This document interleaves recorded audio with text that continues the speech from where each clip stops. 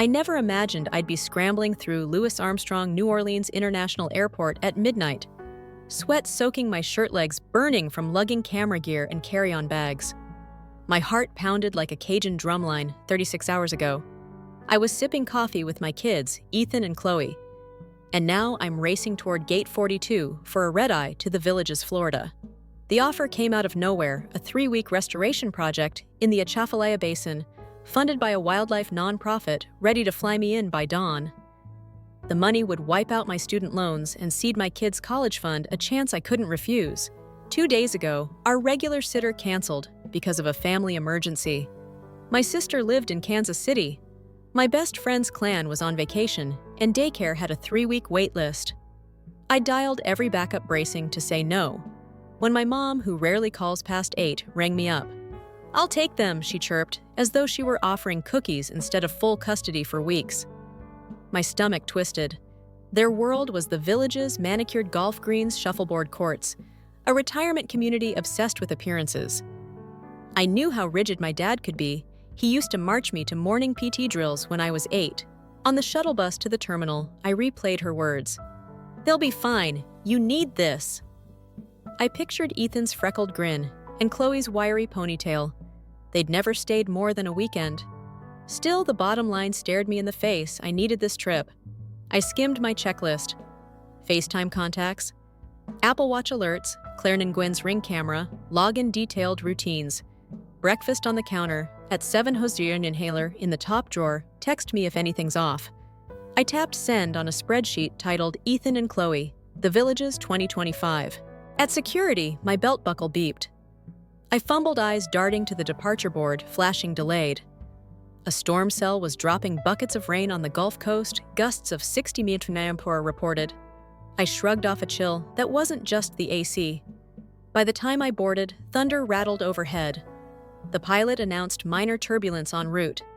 My stomach clenched. My phone buzzed with 2 urgent texts from mom kids are settling in and call me tonight. Relief and dread tangled in my chest. I fell asleep mid-air, dreams full of moss-draped cypresses and the children's faces. When the captain's voice crackled, "Welcome to Orlando." My watch showed 3:17 a.m. I grabbed my bags and sprinted for the car rental counter. The vans were lined under flickering lights. A stray cat hissed from the shrubbery. Agent winked, handed me keys. Villages, about 90 minutes north. Mind the storm. I nodded, thinking I'm doing the right thing. By sunrise, I barreled through rolling farmland, heavy clouds spilling rain onto highways. Signs for the Villages grew frequent. 45 pi. No littering, welcome center. Exit 289. My GPS flickered as towers blinked out, and I gripped the wheel when gusts rocked the SUV. I imagined Ethan and Chloe tucked in my parents' neat ranch house, air-conditioned like a shrine. I pictured Grandma baking buttermilk biscuits in a spotless kitchen. I hoped my instructions were enough. At noon, the sky peeled back into a bruise of gray as I pulled into their street. Everything looked pristine: flowering shrubs, trimmed to spheres, golf carts parked exactly 2 feet from driveways. My mom met me at the door, hair perfectly styled, clutching a cup of iced tea. Dad lurked behind her shoulders, rigid in a pastel polo. The kids peeked from the hallway. Ethan walked stiffly. Chloe clung to her teddy. Their eyes were wide but hollow. "Hey, buddy." I raked my fingers through Ethan's hair. "You okay?" He nodded, voice tight. Chloe's cheeks were streaked with something dark, dirt or tears. My mom clasped my arm. "They're just tired from the trip," she said too quickly. I glanced at Dad, whose jaw was a hard line. The house smelled faintly of bleach and lavender. I handed over an envelope, cash for emergencies, plus 2 pages of contact numbers. "Call me anytime," I said, voice catching. Back in the rental car, I sat staring at the rear window, where my mom led the kids inside like parade floats. My phone buzzed. Claire and Gwen ring cam caught Ethan dragging a garden hose down the hall at 2 a.m. Kids walked outside barefoot. I froze. "What?" I tapped her number. No answer. My pulse thundered. The Villages prided itself on perfection. Nothing escaped the HOA's watchful eyes. If my neighbors knew something was wrong, why hadn't I heard? The rain began again, pounding the windshield like warning drums. I dialed my dad's number straight to voicemail. Then Mom, busy signal. My grocery list lay forgotten on the passenger seat. I fumbled for the FaceTime app, heart-hammering, but the Wi-Fi icon blinked no connection. In 3 hours, I'd board a flight to Louisiana. In 8, I'd be ankle-deep in swamp mud. But right now, I was trapped by a storm and a sinking suspicion I might have just handed my children into the eye of a hurricane far worse than the weather outside. I exhaled hard and punched the gas. The road ahead vanished under a curtain of rain. My reflection in the mirror looked hollow too. I thought of the project saving crawfish habitats felt noble. But what good is conservation if my own family's future was slipping away? I closed my eyes for a second, then slammed them open. As headlights emerged, a single car barreling toward me. It cut the wheel to avoid me, skidded fishtailed, then vanished into spray. I jammed on the brakes. Tires screeched. The engine died. My breath caught. The storm raged, but the bigger tempest roiled in my blood. What have I done? And just then, my phone lit up with a final text from Claire. "You need to see this footage." "I'm sending it now." I stared at the screen, rain blurring the words. My chest tightened.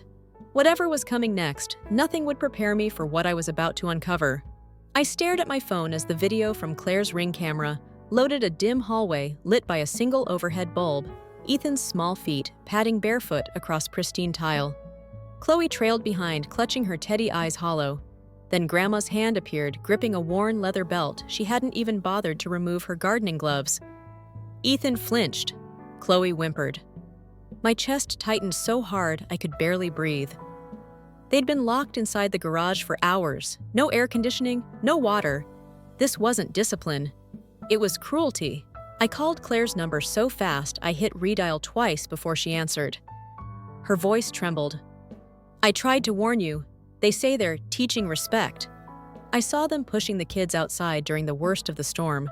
Rain pattered on my rental car roof like a warning drum. My hands shook on the wheel. "I'm coming!" I gasped. She replied, "Be careful. Dad's house has cameras, but Mom's been tampering with them. Twist my mother knew we were watching." I dialed Mom. Straight to voicemail. Then Dad busy signal. Panic crawled up my spine. I texted 911.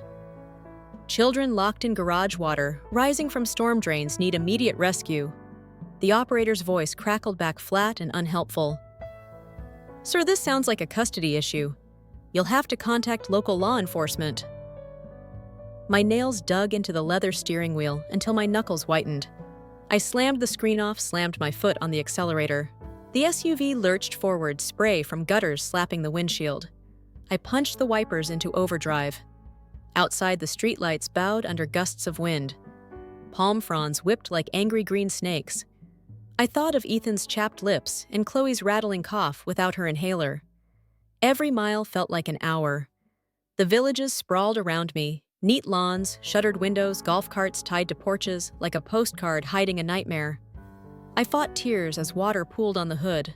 My phone buzzed again. Claire had sent a second clip, this one from 3:47 a.m., showing Dad shutting the garage door, while Chloe pounded on glass. Ethan shouting, "Daddy, help!" Their breath fogged the window in desperate puffs. Then Grandpa's voice, calm, measured, almost cruel. "Learn respect, or you'll learn pain." My heart shattered at the word pain. A twisted symbol of everything they'd done to me as a kid. I veered off the main road onto the quiet cul-de-sac. No lights shone in Dad's bay window garage. I killed the engine ears, ringing with the storm's roar. I grabbed the crowbar from the back seat. Claire had suggested I bring something heavy, then slipped out, boots sinking into mud. Each step felt surreal, my own childhood nightmares come alive. The chain on the garage door was thick, rusted around a padlock. I lifted the crowbar, pressed its head against the lock. A crack echoed, and the padlock clattered to the ground. Rain washed over me as I pried the metal door upward. The smell of stale sweat and rubber hit me. Garage light flickered on a cord, casting long shadows. I raised my voice. "Ethan, Chloe, I'm here." Then I heard it, a soft click behind the workbench. A gun's hammer cocking. My breath froze. From somewhere in the darkness came a hoarse whisper. "Stay back, or you regret it." I swallowed hard. Crowbar trembling in my grip, storm water pooling at my feet, and realized I was seconds away from the worst moment of my life protecting my kids from my own parents. Rain battered my back as I edged the garage door higher each inch, revealing more of that stale hot air and the echo of little sobs. My heart hammered so loud, I thought they'd hear it inside. I should have called the cops first, but I couldn't bear imagining Ethan and Chloe stuck in that metal coffin a second longer. I shoved the crowbar behind my shoulder, threw the door up, and stumbled into the gloom. My boots splashed in 6 inches of rising water, swirling around broken flower pots and a pile of gardening tools. In the dim light, I saw Chloe huddled against the far wall, Teddy clutched to her chest, eyes wide as saucers. Ethan knelt next to her, face streaked with tears and streaks of dirt chest heaving. I stepped forward, voice shaking. "Kids, it's me, Dad!" Ethan's head snapped up. He stood and took a shaky step toward me, but a sharp click made us freeze. From behind the workbench, my dad emerged, shotgun in hand, finger on the trigger. His pastel polo was soaked from the rain, and his lips were drawn tight. The weapon was a gruesome symbol of everything I feared he could become back when I was a kid, and he'd threatened me with wooden spoons. My pulse ratcheted, and my mind flashed to Claire's warning, "He's dangerous." "Stay back," Dad said, voice low and eerily calm. "This is my house." Every word was a grenade of twisted logic. This was my home too, where I'd grown up. I half-raised the crowbar hands, shaking so badly it felt like the storm's fury ran through my veins. "Let them go," I managed, throat tight. My words were a whisper against the sound of water dripping from the ceiling. Chloe whimpered, and Ethan stepped between us, innocence as fragile as glass. Dad cocked the shotgun, the metal's click slicing through the thunder. "They need discipline," he said, taking a slow step forward. My instinct was to rush him, but I knew better. I had to protect the kids, not get shot. A flash of lightning illuminated his face, tight jaw, cold eyes. I swallowed hard, forced myself to speak calmly. "Discipline doesn't mean torture. You've already crossed the line." My voice cracked as another bolt of lightning lit the garage. My dad's hand wavered. In that split second, I lunged, swinging the crowbar at the barrel, knocking the gun sideways. It discharged with a deafening blast, sending shards of plaster raining down. My ears rang. I dropped to one knee, heart in my throat, and scrambled over to Chloe, who cowered behind Ethan.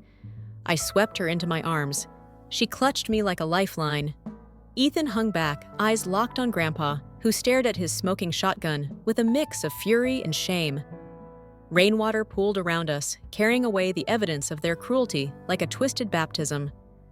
In that moment, the storm outside mirrored the storm inside me. Everything I thought I'd left behind was here, alive and ugly. Sirens wailed in the distance. I scooped Ethan up, then piled into the front seat of the SUV with Chloe. My fingers hovered over the door lock button, but I didn't have to push it. Claire's ring cam had auto-unlocked it when it detected 2 adults and 2 kids inside. "Dad tried to kill us," Chloe mumbled, voice small and brittle. Ethan's eyes flooded again. I pressed my cheek to Chloe's hair, tasting the salt of her tears. "You're safe now," I whispered, though my heart refused to calm. The police cruiser's red and blue lights pulsed through the garage door's slats. Officer Hernandez, a woman with kind eyes and a no-nonsense tone, blocked the way. She'd driven up just as we burst out. I flung open the door, set Chloe on the pavement, then knelt beside Ethan. They locked them in, I told Hernandez, voice urgent. He shot inside the garage. Hernandez's jaw clenched. She raised her radio. In seconds, patrol cars and an ambulance converged on the street. My dad stumbled out, hands raised, shotgun limply hanging at his side. My mom burst from the front door, face ashen. Officer Hernandez spoke to them first. Her posture, firm, respectful. I turned away, scooping Chloe into my lap, rocking her gently. Ethan drifted against me, exhaustion finally setting in. The rain was easing, the storm's fury spent. I stared at the wet ground, every droplet feeling like a memory dredged up from my past. I thought of the documents I'd drawn up in the airport lounge, custody forms, emergency orders, spreadsheets of contacts. Now they mattered more than any project brief. Paramedics knelt beside my kids, checking vitals, wrapping Chloe in a blanket. Officer Hernandez signaled me over. She pointed to my dad, who was being handcuffed. "We need your statement," she said softly. I nodded, voice tight. Across the street, neighbors peeked from behind curtains. Golf carts abandoned in driveways. The villages had never looked so cold or judgmental. I shivered, clutching Chloe, and realized our battle had shifted from survival to proof that my parents were no heroes, despite decades of service and smiles at the country club. I pressed a hand to my forehead, rain mixing with sweat. The injustice stung. They'd called themselves model citizens, pillars of this community. And now they'd shattered that illusion. As Officer Hernandez led me toward her cruiser, my phone buzzed an email from Sarah Delgado, my family attorney. The subject line read, "Emergency Protective Order.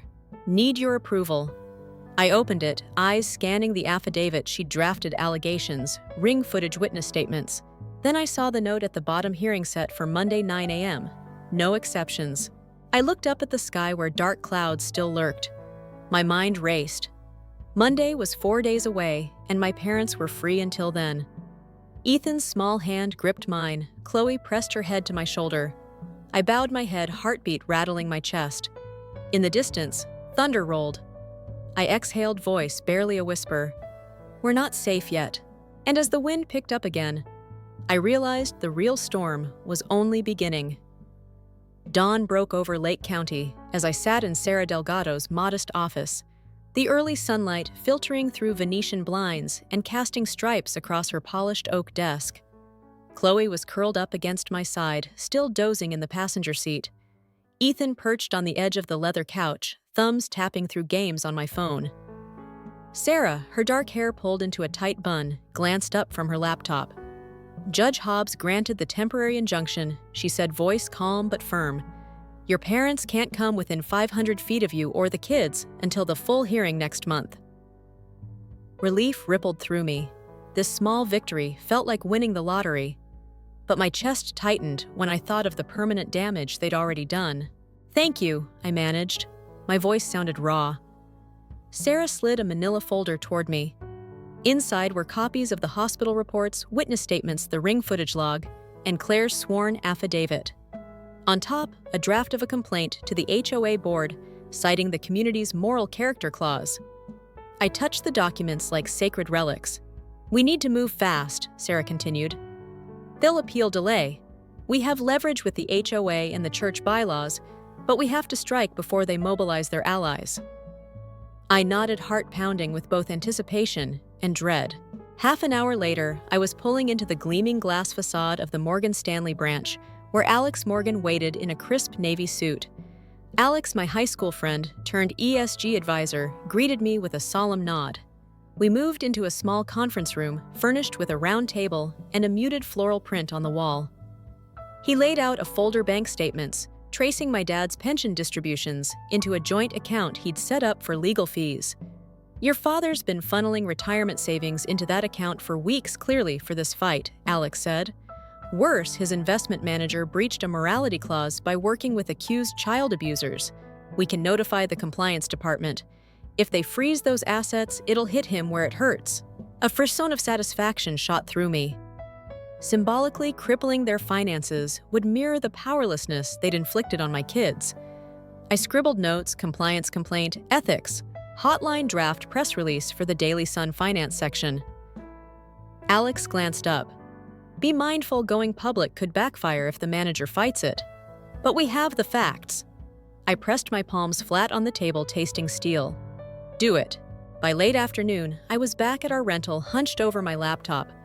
I drafted an email pitch to Jane Holloway, the Daily Sun reporter, who'd covered high-profile custody battles before. Subject: local retirees accused of child endangerment, HOA, and ethics violations. My fingers hovered over send. With a deep breath, I clicked. Instantly, my inbox pinged an auto-reply from Jane. Got it. This sounds big. I'll meet Friday at 2 p.m. Victory warmed me, but I forced myself to plan the next step: the HOA meeting that night. The Mulberry Community Center was packed by 7. Rows of folding chairs faced a low dais, where the HOA board sat under harsh fluorescent lights. I'd sent out flyers via Nextdoor, open public comment, safety and character in our community.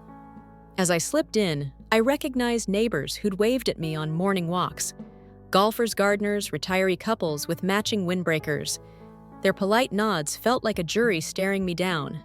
My mom sat to my left, hair coiffed perfectly, ivory cardigan draped over her shoulders like ceremonial armor. My dad was on her right, his posture, rigid eyes hidden behind aviator glasses. The meeting began with routine minutes, budget updates, pool maintenance. My heart hammered as the board president, Linda McAllister, called for public comments. Her eyes flicked toward me, cool and expectant. I rose, cleared my throat, and felt every head turn, my palms slick. I unzipped my bag and pulled out a tablet connected to a portable projector Claire had lent me. The white screen behind me lit up with the HOA's own bylaws. Members shall uphold moral character befitting community representation. Voice steady, I said.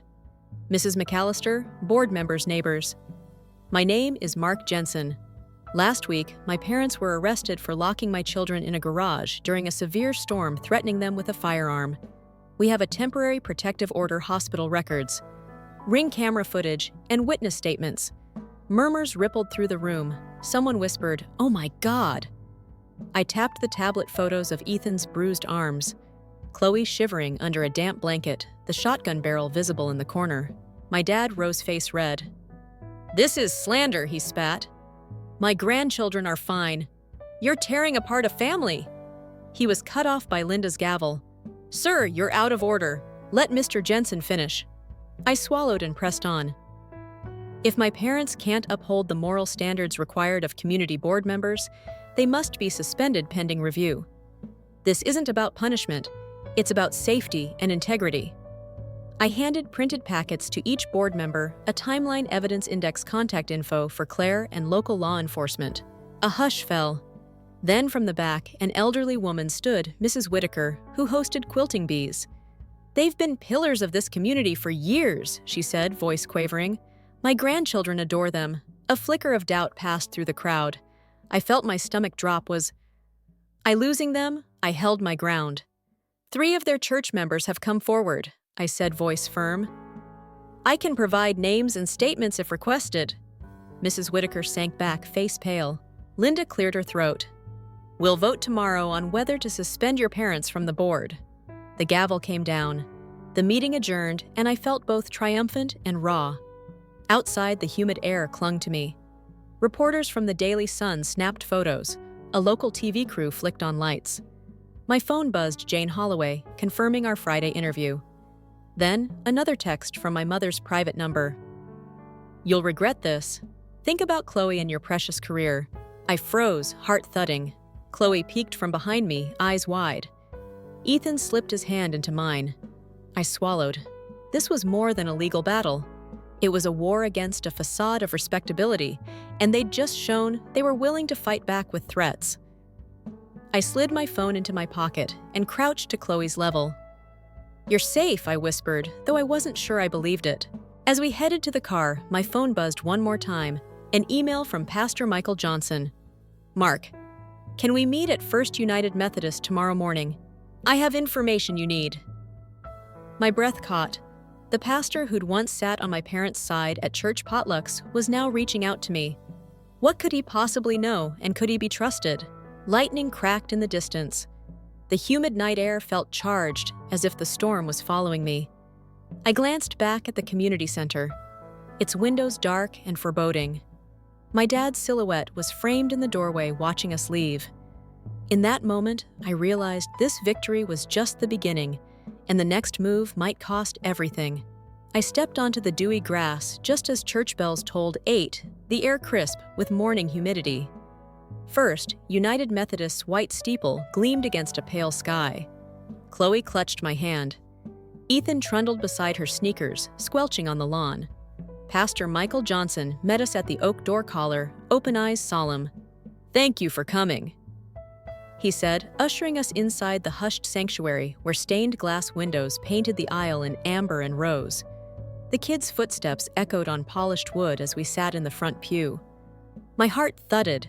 I wasn't sure if we were seeking sanctuary or preparing for battle. Michael folded his hands. "I've reviewed all the evidence you sent, medical reports. Ring footage, but there's more." He reached into his satchel and withdrew a battered binder stamped Children's Ministry records. My pulse spiked. He opened it to a folder labeled Incident Reports, August 2025. Within typed notes from two parents who'd pulled their kids out of Sunday school accounts of my mother demanding children confess for burdening the church threats to withhold snacks, forcing them to stand in corners for hours. Beneath undated photographs, Mom leading a prayer circle, but the children's faces looked terrified, shoulders hunched. I swallowed hard. Ethan shifted next to me. Chloe's small fingers wove into mine. I found these last night, Michael continued. Someone on staff disagreed with her methods and kept copies. I held back until I knew you had legal standing. Now the Board of Elders is convinced. He flipped to another page, a church bulletin, with Mom's photo, extolling her as Children's Sunday School Coordinator. A red X scrawled through it. My vision blurred. It was one thing to expose the HOA. This was their spiritual home unraveling. Outside, a shaft of sunlight cut through a side window, illuminating a wooden cross above the altar. The symbol of grace felt heavy now, twisted by my parents' hypocrisy. I imagined them kneeling here, smiling for the camera, then turning around to punish my kids. Rage and sorrow knotted in my chest. What happens next? I asked, voice barely above a whisper. Michael closed the binder. We're removing your parents from any role in the church this Sunday. I'll announce it during service. But be ready, the congregation is split. Some will think we're overreacting.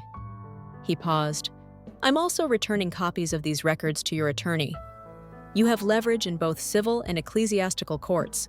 I exhaled, fingers numbed. Thank you. This means more than I can say. Outside, the organist's practice notes drifted through open doors like a fragile hymn. I clenched my jaw. Every step forward revealed another layer of betrayal. Michael ushered us into a small side room lined with hymnals. There's one more thing, he said, leaning forward. Your Aunt Karen, she's spoken with me. She corroborated much of this, and she's willing to testify. Her support could sway the elder board decisively. Aunt Karen, Dad's sister, had been my ally in the original story. In this adaptation, her name still carried weight, a family member finally breaking ranks. Relief warmed me, but guilt nagged. Did I betray my only remaining kin? I nodded. We'll need her statement in writing. Michael tapped his tablet, sending a secure email. His face softened. I'm sorry you had to see all this. I looked at Ethan, whose eyes flicked between me and Pastor. He trusted me to protect him. I swallowed the lump in my throat. They're my blood, I said, voice tight. But no one hurts my kids. Leaving the church, the morning sun felt harsher, as if exposed wounds bled under its glare. We drove back to the rental, Chloe asleep in the car seat, Ethan fiddling with a crossword puzzle I'd printed. My phone buzzed an email from Linda McAllister, the HOA president. Subject: emergency meeting, Sunday 6 p.m. My stomach lurched. They'd summoned me back so soon, I tapped open the message.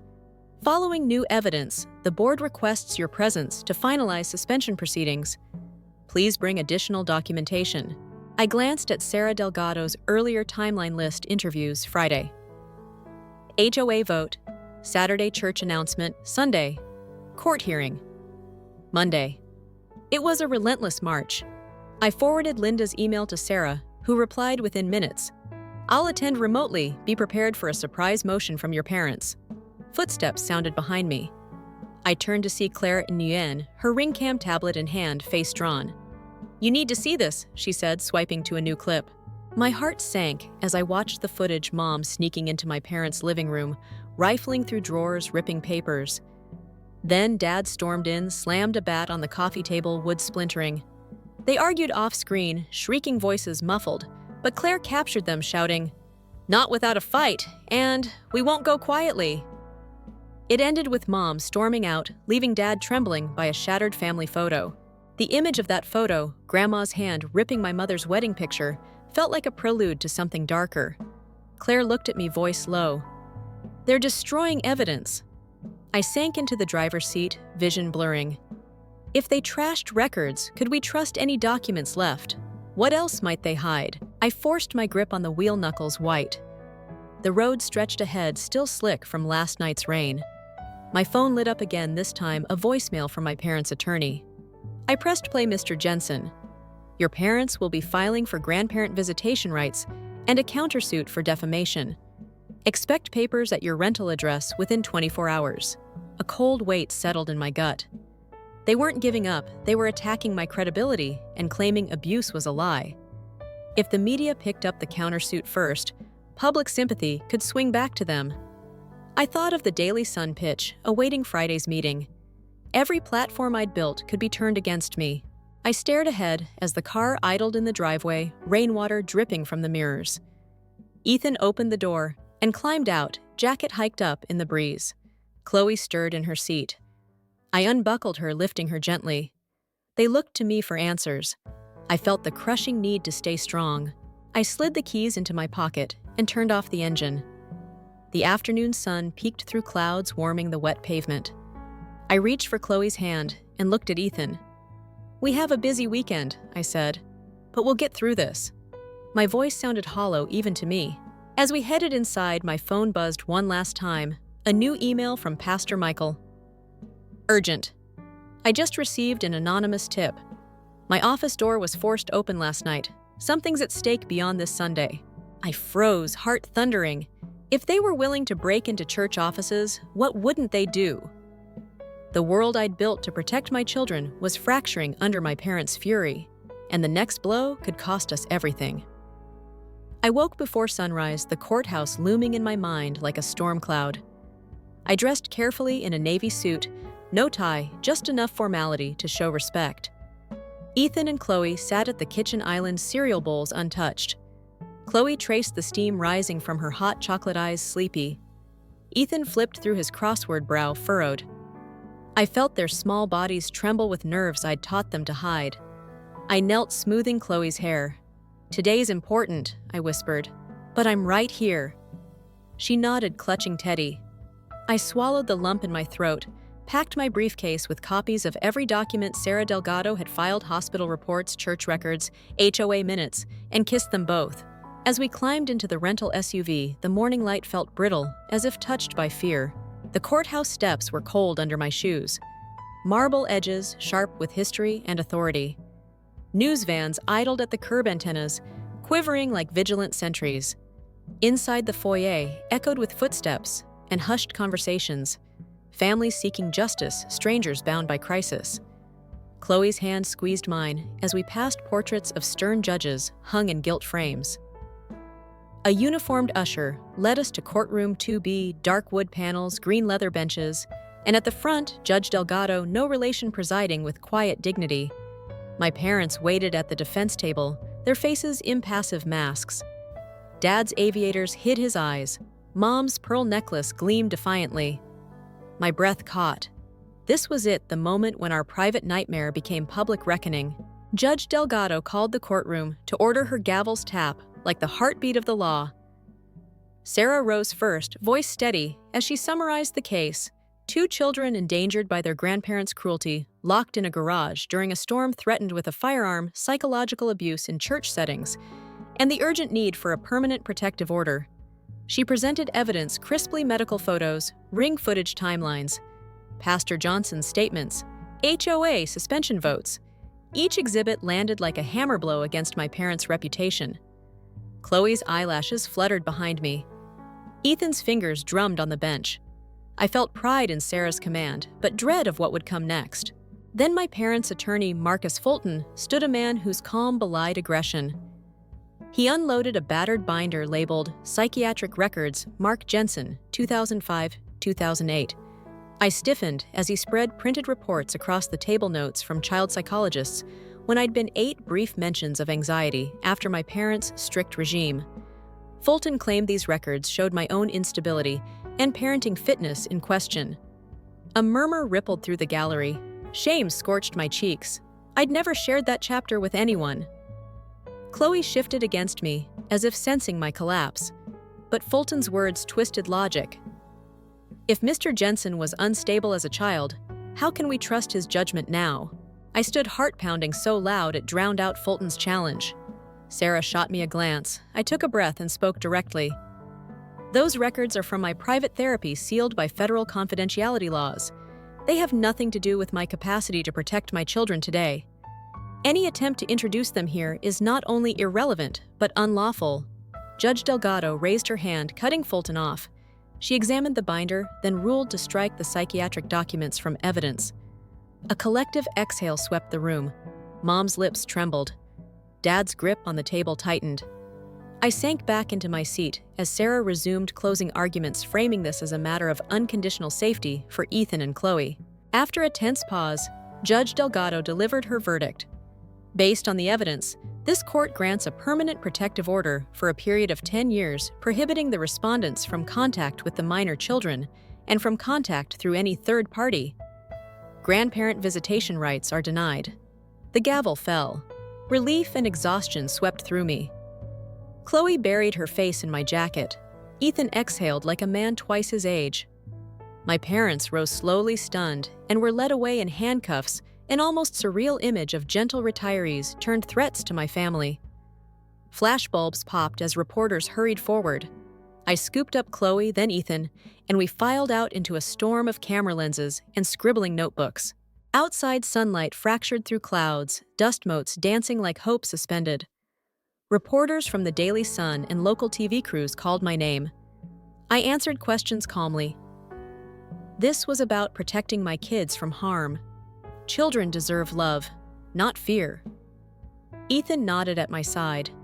Chloe peeked around my leg. I felt a swell of gratitude for every person who'd testified: Claire Pastor Johnson, Aunt Karen, Sarah, and Alex. We piled into the SUV as the courthouse doors shut behind us. I buckled Chloe in the back, then Ethan. I took the last medical report from my jacket pocket and tucked it safely away, a reminder of how far we'd come. We drove to pick up Chloe's old backpack left at school. I parked under the shade of a live oak leaves dripping dew onto the hood. I opened the trunk to grab her bag and spotted something odd, a small black tile under the lip of the bumper, blinking blue. My heart slammed. I flipped it over a GPS tracker, the kind you slip under cars sold online for pet tracking or anti-theft. My breath caught. My parents may have lost in court, but they were still watching us. I dug my fingers around it, feeling the cool plastic. Chloe called from the back seat. "Dad, can I have my backpack now?" I straightened, hiding the tracker in my palm. "Sure, honey, let's get home." As I lifted Chloe's backpack, Ethan leaned over the seat. "Are they really gone for good?" I forced a smile. Voice steady but low. "They won't hurt us again." But as I slid the SUV door closed, I realized the real fight wasn't over. Their obsession had just turned covert.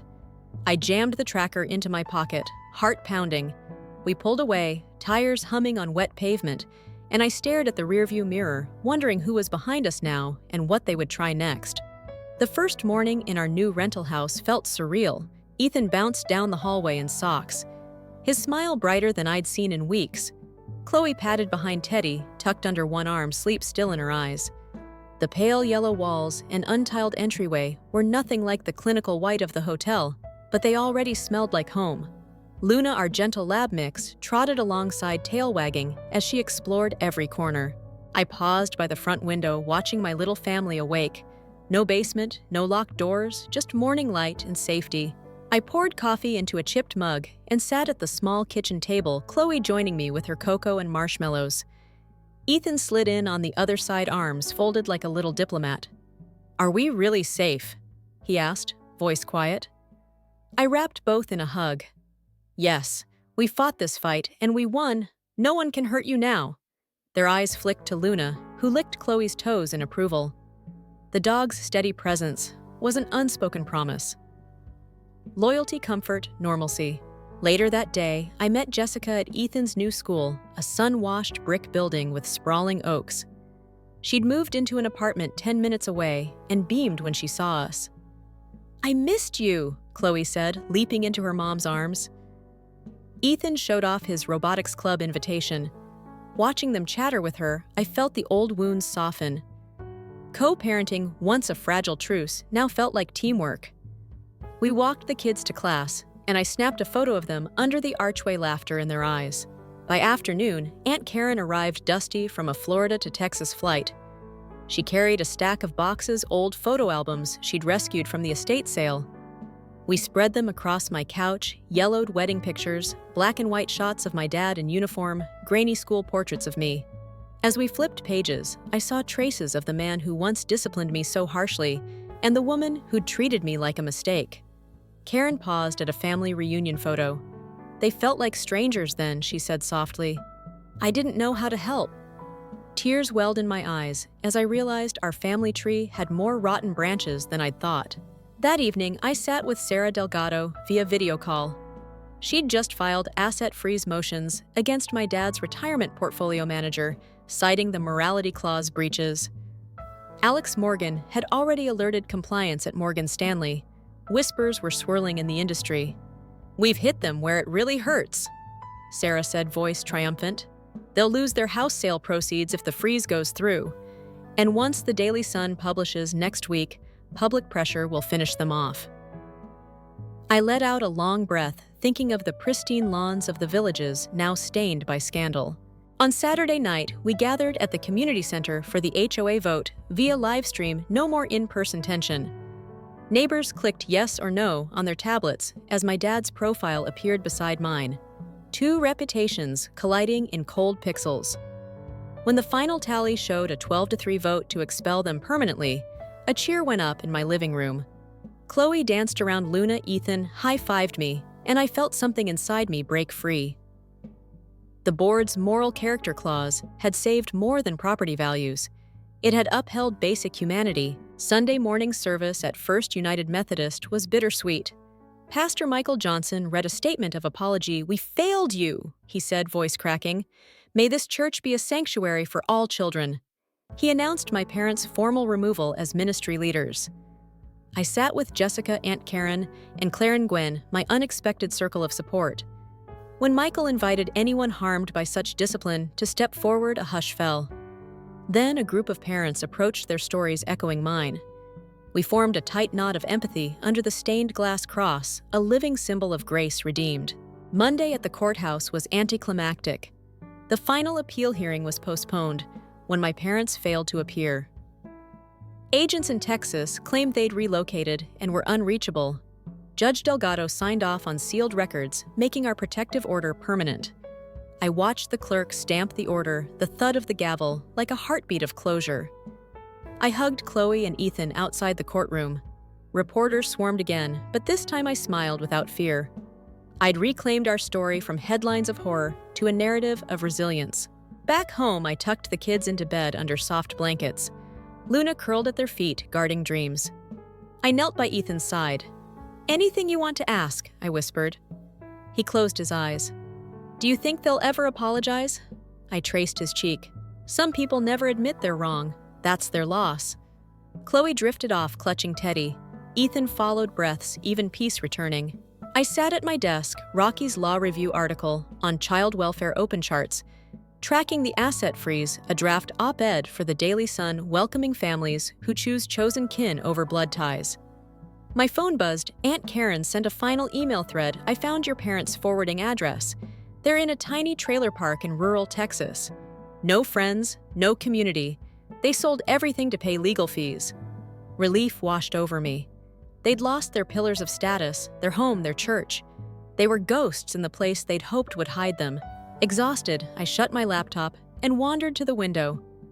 Streetlights glowed on wet asphalt. Rain from last night had left puddles reflecting porch lights. Luna lay by my feet, head resting on her paws. I stroked her soft fur and thought of how broken trust could be shattered into dust or rebuilt grain by grain. Our new life, fragile as a sapling, needed tending, but we had sunlight, water, and each other. Then my phone buzzed again, a single text from an unknown number. "I know where they are. And I know what they did to you." My breath caught. I stared at the screen, heart pounding like a warning bell. Behind me, Luna lifted her head, ears perked. The rain began again, tapping the window. I turned slowly, and in the reflection, I saw not just my tired face, but shadows moving outside, one silhouette, two silhouettes at the edge of the porch light. My fingers trembled as I locked the front door and flicked on every light. The hallway stretched into darkness, yet I could swear I felt eyes on us. I backed away, clutching my phone. The text came again. "You can't outrun your past." I swallowed hard blood in my ears. Outside, the wind rattled the windows, and on the front porch, something scratched at the door, a rhythm like a heartbeat. I dropped to one knee, gathering Chloe's Teddy and Luna nuzzling my hand. I whispered, "No matter what happens, we stick together." But as the scratching grew louder, I realized our battle might not be over. And this time, the enemy was closer than I thought. Story 2. I never expected my life to hit the curb, literally, on the night of my 15th birthday. One minute, I was drying dishes, humming along to an old pop song. The next, I was standing in a front yard, lit only by lightning, a plastic trash bag of clothes, banging against my knees like a wet drum. Dad Victor Reed, 42. Former high school baseball hero turned tired insurance adjuster didn't even bother to hold an umbrella while he shoved me outside. "Caleb," he said, voice flat, "don't come back." The screen door snapped shut. That was it.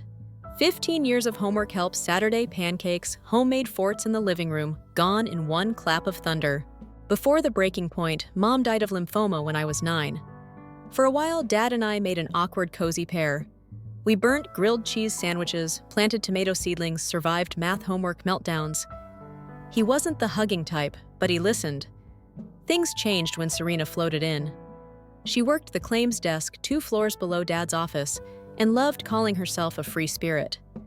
Serena brought peach candles that made the house smell like a scented store aisle and pretended to care about my science fairs. I wanted to trust the smile. Instead, it prickled. 6 months later, Dad and Serena eloped to Vegas, no invitation, no warning.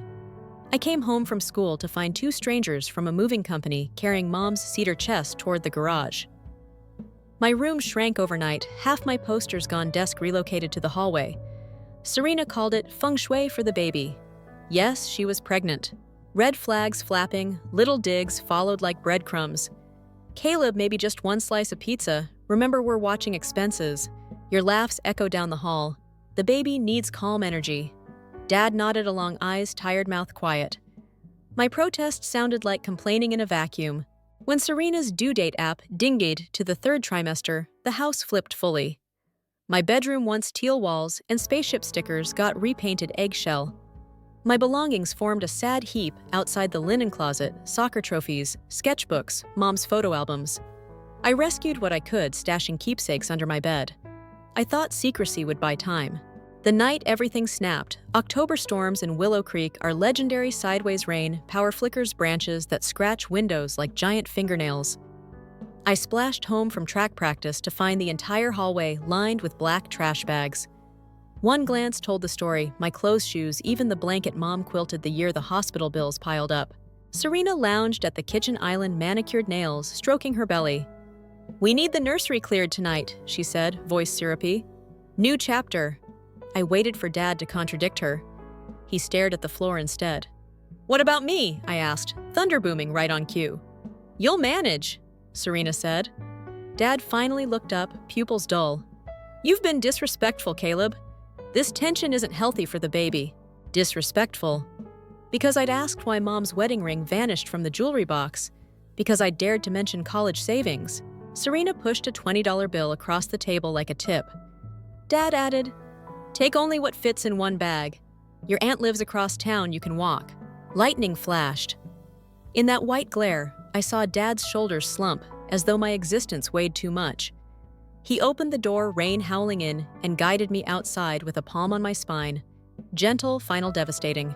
4 miles of questions. I trudged along River Avenue, sneakers soaking through grips, slipping on the bag handles. Every self-defense lecture about dark streets replayed, but numbness blocked fear. My phone battery blinked at 6%. I texted Aunt Tia. "Can I stay? Long story. Outside your building in 30. The apartment complex smelled of curry and fabric softener." Tia cracked the door, took one look at my drenched state, and pulled me inside without asking a single question. Steam from her kettle fogged the tiny windows while I unraveled the story between shivers. She listened, jaw clenched, then dialed Dad. Straight to voicemail. Texts unread. Blocked within the hour. Tia's couch became my new address. She worked the early shift at a bakery, slept 5 hours a night, and still found space for me. 3 days later, we returned to the old house during school hours, hoping to rescue the rest of my things. New locks, a camera above the porch light. On the door, a taped note. "Trespassers will be prosecuted." Clue in the old photograph.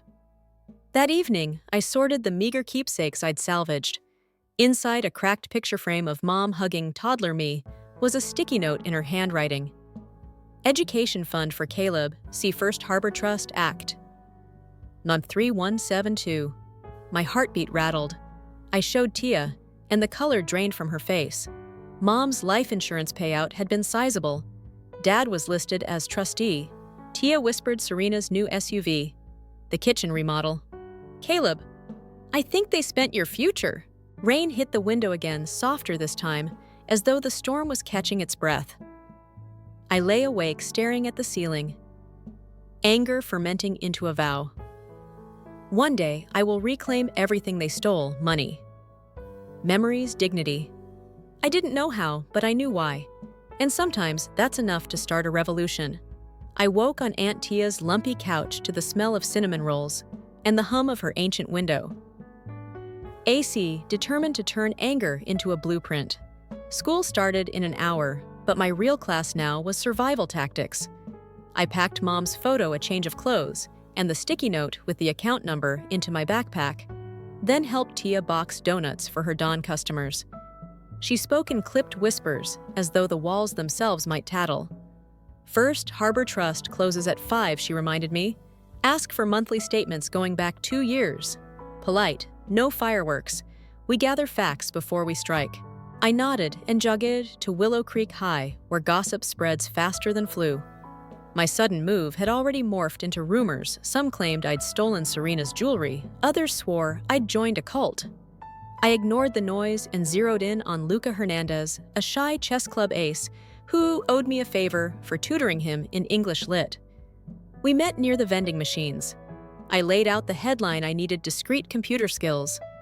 Luca's brown eyes widened, but curiosity trumped caution. He agreed to meet after school at Tia's apartment. Classes crawled. At lunch, I sat across from Jade Collins, track captain, future sports therapist, and my closest thing to a sibling since Mom died. She studied my face like a coach timing split seconds. They kicked you out, I confirmed with a tight nod, mouth full of bland cafeteria pasta. Jade's jaw clenched. Whatever you need. Allies assembled themselves without speeches. Real loyalty works that way. The final bell rang. I skipped practice, sprinted to First Harbor Trust, heart pounding hard enough to shake loose the ceiling tiles. The bank lobby smelled of lemon polish and guarded secrets. A teller led me to a glass cubicle where Mr. Patel, a patient man with silver spectacles, flipped through my mother's file. He frowned at the trustee line. Your father's signature authorizes any release. I expected that roadblock, so I pushed forward. Mom set up the fund for my education. She passed away. I just want to know if the money is intact. Patel hesitated, then printed a single balance summary with every personal detail except the number itself blacked out. I thanked him, slid the paper into my folder, and walked out as calmly as possible. Once outside, I unfolded the sheet balance, $1,742.83. My breath caught. Mom had left nearly $100,000. Someone had drained it like soda through a straw. Rage surged, icy and precise. That evening, Tia, Luca, and I formed a mini war room around her chipped coffee table. Luca cracked open his laptop, fingers dancing.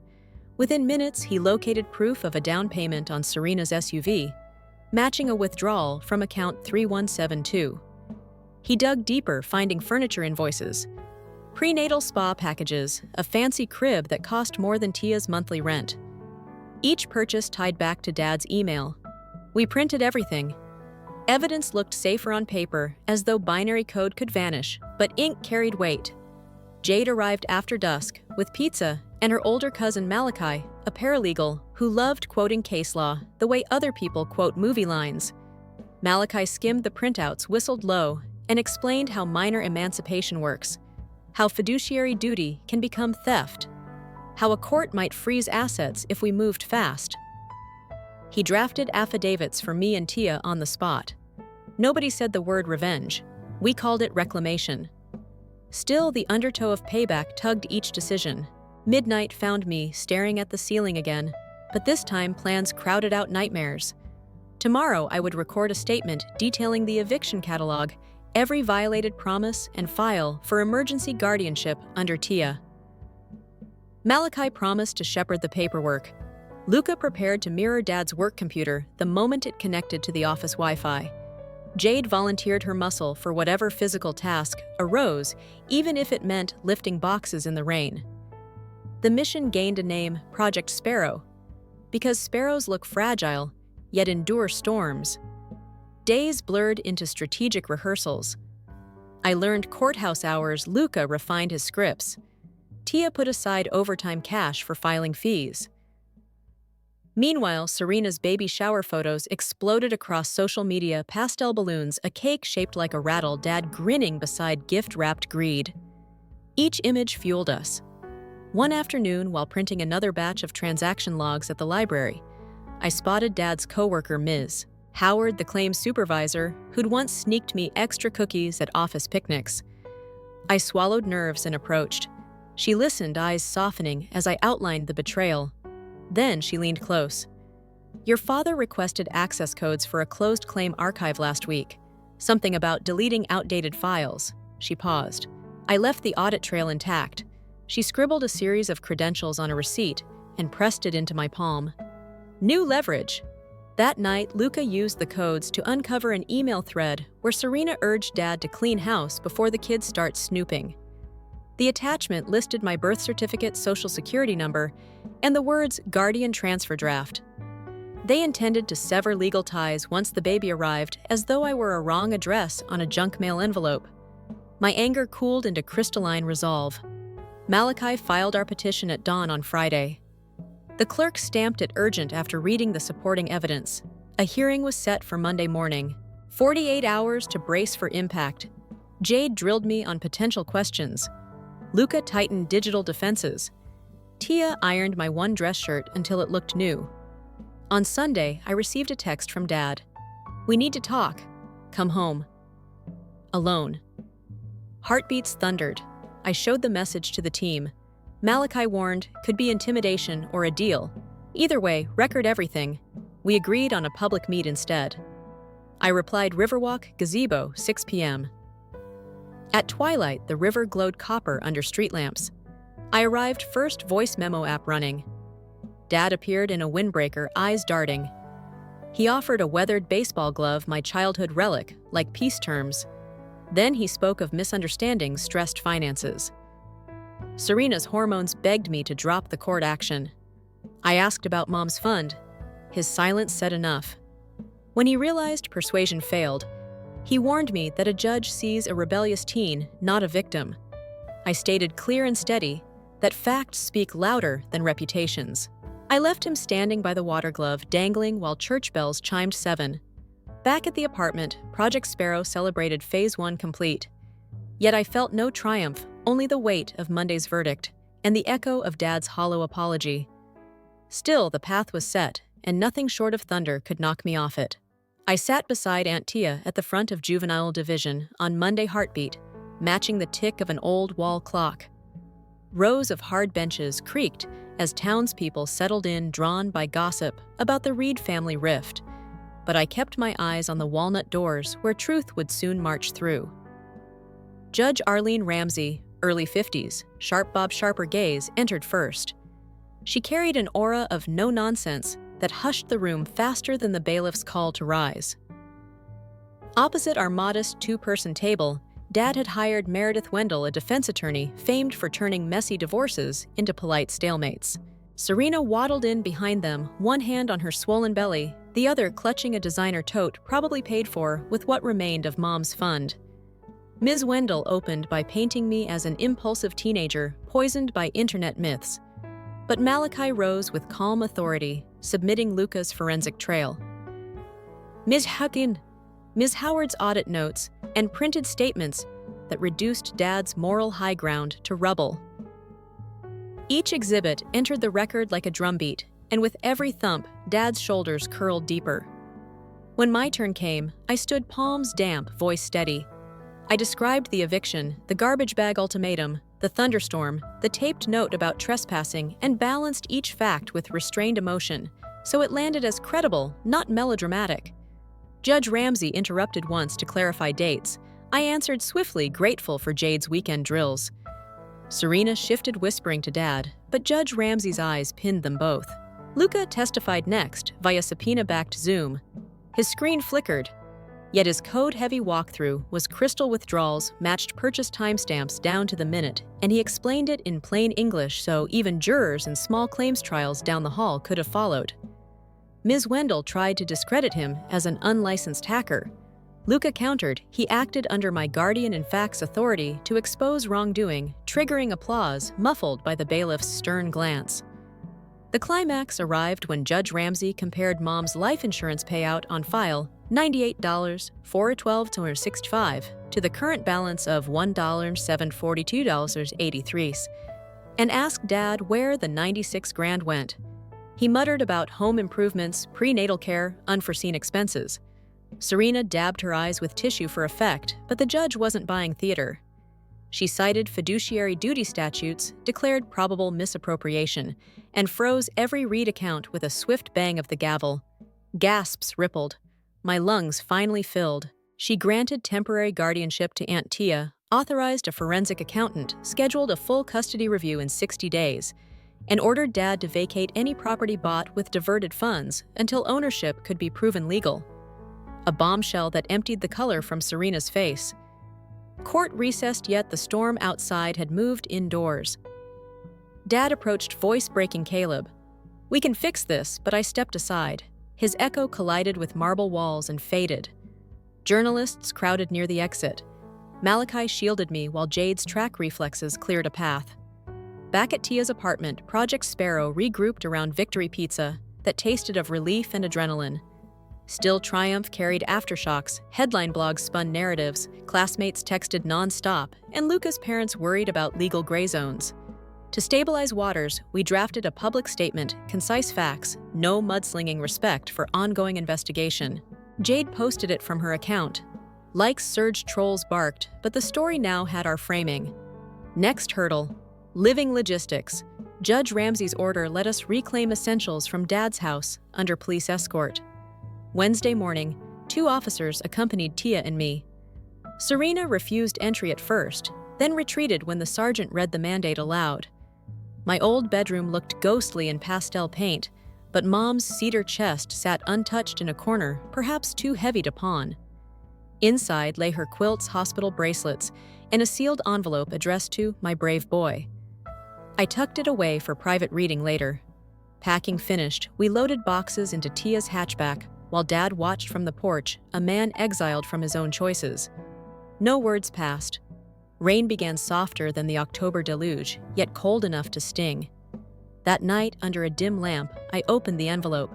Mom's letter, written during chemo fog nights, spoke of resilience, of building a life defined not by what people take, but by what we rise to create. Her final line glowed, "When storms come, remember you're already lightning." I felt the truth spark inside, electrifying purpose beyond revenge. The next morning, Ms. Howard alerted us that Dad had filed to access my school records and health files, likely searching for leverage. So Luca locked everything behind fresh passcodes, and Malachi prepared a restraining stipulation. Tension simmered, yet momentum stayed ours. Judge Ramsey's clerk emailed notice of forensic interviews. Serena's luxury crib, the spa invoices, even the scented candles would face valuation. Meanwhile, Jade trained for state championships, and I rejoined track practices, lungs burning clean anger into speed. Coach Myers, once skeptical of drama, offered after-hours hurdles, drills as therapy. At meets, whispers followed me, but performance silenced them, personal best times, teammates' cheers, scouts taking notes. Running forward felt metaphor made real. One evening, Tia and I sat on the fire escape, watching city lights flicker. She asked what justice would look like at the end. I pictured college paid for Mom's wishes, honored but beyond compensation. I wanted clarity, and admission from Dad that love cannot be means-tested. Whether he could give it remained uncertain, yet the pursuit of truth was now larger than his apology. As summer approached, Serena's due date loomed, and rumor said she planned a home birth live stream for followers, a spectacle that might distract from court. We prepared anyway. Malachi gathered subpoenas for obstetric bills. Jade compiled a timeline aligning each fund withdrawal with a showy purchase. Luca built a secure portal for evidence sharing with the accountant. Project Sparrow had evolved into a disciplined flock, each member understanding their flight path. The night before our next status hearing, a certified letter arrived from Dad's lawyer offering settlement, partial restitution, joint counseling sessions, gag order on social media. After debate, we refused. Hush money was not closure. We countered with full restitution plus public acknowledgement under oath. Silence followed. I slept soundly nonetheless, dreamless, guided by Mom's reminder that lightning never bargains with the dark. It simply illuminates. The forensic accountants arrived like mild-mannered storm chasers. Quiet voices, sharp eyes, laptops that inhaled company servers whole, and within 48 hours, they discovered a second siphon line. Nobody expected Dad had opened a shadow equity loan against the old family home 3 months after marrying Serena, forged my mother's dormant digital signature to secure it, and funneled the cash into a brokerage account under Serena's maiden name. Watching the auditors trace every crooked dollar felt like seeing X-rays of betrayal. Each new spreadsheet cell glowed radioactive. While spreadsheets told one story, real life shook loose another. The bank froze Serena's brokerage first, which meant her influencer fantasy, crib sponsorships, nursery decor, hauls the planned birth stream lost its glossy funding overnight. Her reactions spread across social media in cryptic posts about toxic relatives and cancel culture, but local followers knew the subtext and comments turned savage. Meanwhile, the county recorder placed a lien on the Reed house pending restitution. Dad came home to find a neon orange notice stapled to the front door. By Thursday, he and Serena were camped at a budget motel near the interstate baby clothes, stuffed into plastic bins, pride leaking faster than their finances. School hallway whispers morphed again this time, painting me as some secret genius puppet master. I waved them off, but the gossip didn't bother me. The track season's regional meet loomed, and training offered the steadiness court battles couldn't. Coach Myers timed my sprints with new intensity, promising that scouts from Western State would be watching. Jade juggling her own events kept me grounded. Run for yourself, not a scholarship that will chase you if you're fast enough. Saturday dawned with crisp air stadium bleachers buzzing. I won the 400 by a full second, a personal best that set the crowd roaring and sent Western State's recruiter down to the rail. As flashbulbs popped, I thought of Mom's letter, "Lightning doesn't bargain, it illuminates." Back home, the accountants handed Malachi a thick dossier. Hidden inside was the ugliest twist, yet Serena had discreetly listed herself as beneficiary to Dad's corporate life policy 6 weeks earlier, a change that required my forged consent as next of kin. In theory, my accidental death would clear their remaining debts. The room fell silent as Malachi read the clause. Tia pulled me into the kitchen, voice shaking. "You're staying nowhere alone until this is resolved." We rotated lock codes, installed cameras, and Jade's older brothers took turns walking me from practice. That shield of community felt strong, but fear still flickered when headlights slowed outside the apartment at night. Monday's status hearing crackled with tension. Judge Ramsey listened to the auditors summarize misappropriation totals, $134, $511.39, including the forged equity loan, and her gavel struck like a rifle shot. She referred the case to the district attorney for potential criminal charges, ordered full restitution plus punitive damages, and extended Dad's contact restrictions to 100 feet. Serena, visibly exhausted, whispered hotly to her lawyer, but gained no ground. Outside the courthouse, reporters swarmed, microphones thrust forward. I delivered a practiced, calm statement. "We trust the legal process. Our focus is rebuilding what was lost. No theatrics, just controlled truth." That night, Dad left a voicemail. His number popped up despite the restraining order. The message held a ragged apology tangled with blame. "I never meant for it to spiral, Caleb." Serena pushed, money slipped. "Tell them I can't go to jail. The baby needs me." I forwarded it to Malachi, who logged the violation. The DA's office subpoenaed phone records the next morning. 2 days later, I found a plain envelope in the school locker area bearing only my name. Inside lay Dad's championship baseball ring, a token steeped in his identity, and a note, "Pawn this if you must. I'm out of options." My gut twisted, but sympathy collided with memory of Thunder plastic bags and a slammed screen door. I handed the ring to Malachi as evidence of desperation. He cataloged it, adding that pawning stolen property could constitute further fraud. Project Sparrow kept flight rhythm. Luca upgraded our evidence portal with two-factor authentication and off-site backups. Jade compiled a timeline overlaying financial drains with Serena's social media milestones. The visual proved irresistible to the DA, who planned to show a jury how each ultrasound photo coincided with a slush of withdrawals emotion monetized. Meanwhile, the auditor's report revealed Mom's original college plan included a clause that any unused funds would roll to a child welfare scholarship at State U. If restitution exceeded original balance, surplus could seed that scholarship again, a legacy resurrected. The idea steadied me more than any courtroom win. In late May, Serena gave birth early during a live stream that drew fewer viewers than she'd predicted Wi-Fi glitching as contractions spiked. Baby Iris arrived healthy cries soft against motel wallpaper, and for a fleeting second, I wondered whether innocence could rewrite anyone's story. But the next day, police served Dad with fraud and forgery warrants in the hospital parking lot. Footage spread online handcuffs visible Serena shouting at officers while cradling Iris. Comment sections erupted into chaotic verdicts, yet I felt only muted sadness like rain on tin. Judge Ramsey set a criminal arraignment for mid-June. Bail posted by a distant uncle allowed Dad temporary freedom, but conditions included GPS monitoring and zero contact with minors, even his newborn. Serena, now sole caretaker, launched a crowdfunding plea framed as persecution, but donors checked public court records. The campaign plateaued at 2%. One evening, scrolling comments, I almost pitied her until I hit a thread blaming Mom's supposed poor budgeting for the fiasco. The fire inside reignited. With Malachi's guidance, we sued Serena as a co-conspirator, freezing her personal branding revenue and forcing discovery into her influencer contracts. Summer heat settled over Willow Creek as legal motions flew like cicadas. I balanced depositions with track camp stretching limbs at dawn, drafting victim impact statements by night. Tia's bakery business blossomed despite exhaustion.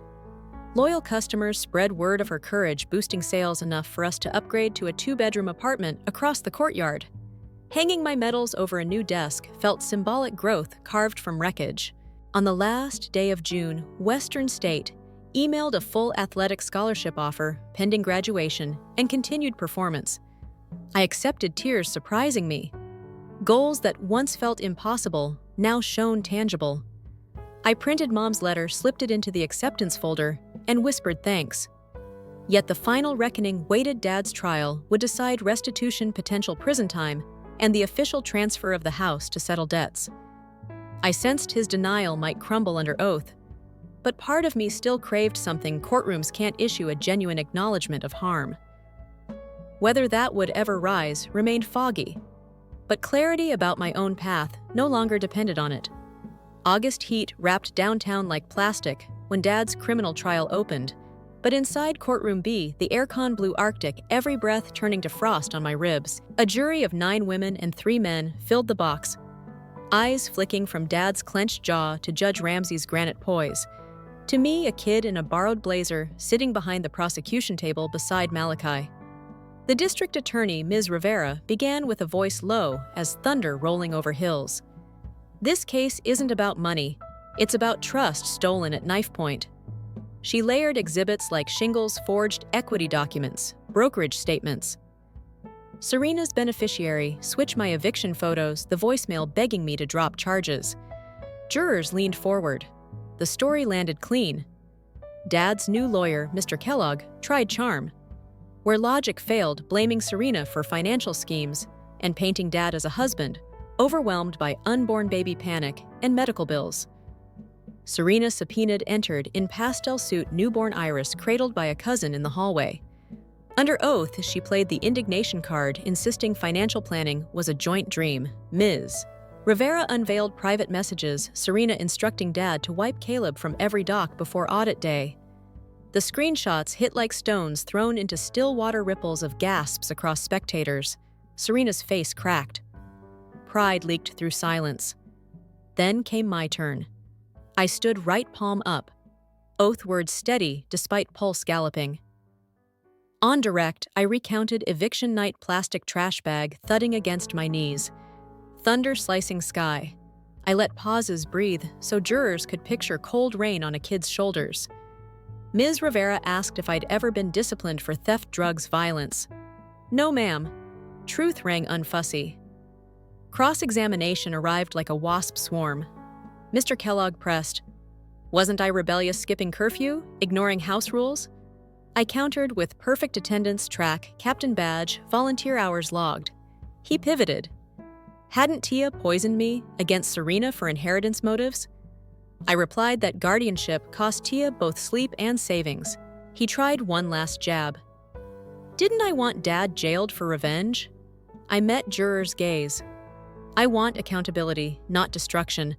Lightning illuminates, it doesn't choose where fire lands. The sentence hung electric. Even Judge Ramsey's pen paused.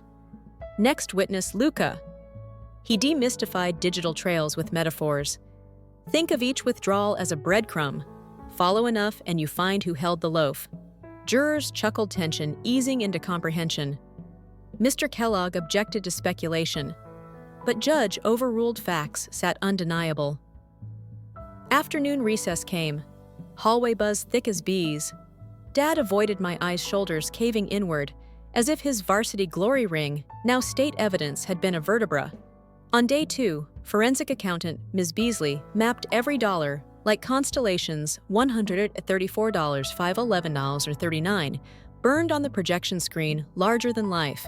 She detailed how forged signatures triggered automatic alerts Dad manually suppressed by impersonating Mom's login, breaching federal statute. Defense tried to blame bank negligence. Beasley coolly listed timestamps proving Dad bypassed safeguards. Jury foreheads furrowed as math transformed into motive. Midway through her testimony, Serena erupted, shouting that she'd been tricked, that Dad promised the fund would replenish itself after market gains. Bailiffs escorted her out. Iris's cry echoed down Marble Corridor, a lullaby of collateral damage. The prosecution rested late Friday. Weekend break loomed, jurors instructed to avoid media, though town gossip was impossible to mute. I spent Saturday at the track running intervals until calf muscles screamed sweat, scouring courtroom residue. Jade timed splits, reminding me lungs are engines, not ornaments. That night, Mom's quilt cocooned me. Outside, cicadas droned, while fear retreated under exhaustion. Monday brought defense witnesses, a former colleague praising Dad's decade-old mentorship, a financial advisor claiming equity loans are standard. Ms. Rivera sliced their credibility with quiet questions about forged signatures. Loyalty stuttered under perjury risk. Then Dad himself took the stand, hair, freshly trimmed face gaunt. He spoke of losing Mom, of spiraling after cancer bills, of seeing Serena's pregnancy as a second chance to build family from ashes. Tears glistened. Some jurors softened. But Ms. Rivera's cross-drilled truth holes. Mr. Reed, on the night of October 12th, did you order your son into a storm with one trash bag? Silence, she repeated. Dad's voice cracked. Yes. Did you know the education fund was his lifeline? I thought I'd pay it back. She displayed bank logs showing a sports betting app linked to the siphon account. Dad's eyes dropped to tabletop. Gasps again. Jurors scribbled. Closing arguments lit the room. Ms. Rivera invoked broken promises. Mr. Kellogg painted Dad as tragically flawed but redeemable. Instructions read, jury retired. 11 tense hours later, forewoman returned guilty on all counts, financial exploitation of a minor forgery felony fraud. Dad exhaled as though verdict both crushed and freed him. Serena faced separate charges, pending plea. Her lawyer sought confinement alternatives, citing infant care. Sentencing scheduled for September, giving probation office weeks to weigh restitution capacity versus prison term. Outside flashbulbs sparked. I offered brief words. Justice is a starting line, not a finish. Reporters pivoted to Tia, to Malachi, to Jade, all uplift anthems. That evening, Ms. Rivera called privately. Dad from holding cell requested restorative justice mediation. Before sentencing, he wanted a final conversation. My stomach clenched. Yet lightning, Mom said, illuminates. I agreed. Conditions set neutral venue counselor present recorded. Luca pulled security protocols. Jade insisted on driving me. Tia prepared forgiveness boundaries scribbled on sticky notes. The restorative justice session took place in a pastel conference room of the county annex walls, lined with posters about conflict resolution and coffee that tasted like burnt hope. A counselor named Ms. Finch sat between us, voice-soothing recorder blinking red. Dad wore jail khakis, ankles cuffed. I arrived with Jade and Luca waiting outside Tia on speaker. I'd rehearsed calm yet heartbeat drummed my throat. Ms. Finch opened. Purpose is acknowledgement and repair. She invited Dad to speak first. He stared at the table, fingers tracing imaginary seams. Caleb, I was drowning in debts and grief I never faced. I used you like a lifeboat. His voice trembled. I can't undo that, but I can own it. She nodded for my turn. Words flowed steadier than expected. You didn't just take money. You shattered safety, turned home into weather that hurt. I carry that storm. Silence hummed. Dad's eyes filled. He whispered, I'm sorry. Real sorrow, not courtroom strategy, Ms. Finch asked about repair beyond restitution. I said, truth in writing, no spin for the scholarship fund Mom wanted revived. If you sign that statement every future student helped, we'll read your confession and her name in the same paragraph. Dad swallowed hard, then agreed. That document became our fragile bridge honesty paying forward. Outside, Jade hugged me so tight, ribs creaked. Luca fist-bumped, already planning website placement for the new Reed Stillwell Resilience Scholarship. Mom's maiden name stitched beside mine. Sentencing day arrived under crisp September sky. Courtroom packed again, yet tension felt different edges worn by time. Judge Ramsey reviewed pre-sentence report. Dad had signed the scholarship confession, sold what assets remained, and repaid the fund in full plus damages, total $152,000. Serena accepting plea would serve probation, complete financial ethics courses, and allow monitored visits for Iris with approved family, only excluding Dad until he finished rehab and counseling. Judge turned to Dad. Restitution addresses loss, not betrayal. Prison acknowledges the latter. She imposed 3 years eligible for rehab-linked early release after 18 months. Gasps fluttered. Dad nodded slowly, as if sentence matched what weighed him inside. When deputies led him out, he glanced back. Guilt still coated him. But beneath it, I sensed relief the moment before first breath in deep water. Life accelerated. Fall colors bled across campus as I moved into Western State Dorm's walls, bare except Mom's framed letter, and a photo of our makeshift war room. Tia Flower dusted Luca, half smiling behind a monitor, Jade mid-laugh.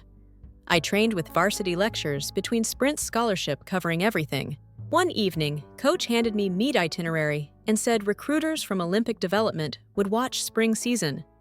Lightning's afterglow can light whole futures.